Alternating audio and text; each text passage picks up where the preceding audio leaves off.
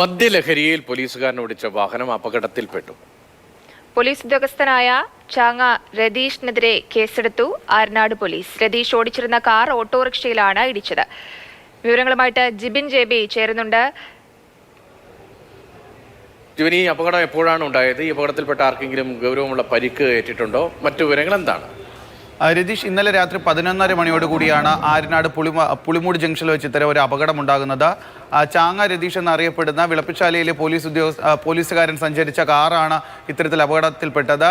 ഇയാൾ മദ്യലഹരിയിലായിരുന്നുവെന്ന് നാട്ടുകാരാണ് പുറത്തു പറയുന്നത്. കാരണം ഈ ഒരു അപകടപ്പെട്ട സമയത്ത് നാട്ടുകാരാണ് അവിടെ ആദ്യം ഓടിയെത്തുകയും ഈ കാറിനകത്തുണ്ടായിരുന്ന രതീഷിനെ പുറത്തേക്ക് കൊണ്ടുവരികയും ചെയ്തത്.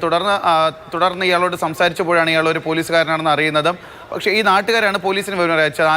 ആരനാട് പുളിമൂടാണ് സംഭവം നടക്കുന്നത്. അതുകൊണ്ട് നാട്ടുകാരാണ് ആരനാട് പോലീസിന് വിവരം അറിയിക്കുന്നത്. അപ്പോൾ ആരനാട് പോലീസാണ് എത്തി ഈ വിളപ്പിശാല പോലീസ് സ്റ്റേഷനിലെ പോലീസുകാരനായിട്ടുള്ള രതീഷിനെ കസ്റ്റഡിയിലെടുത്തത്.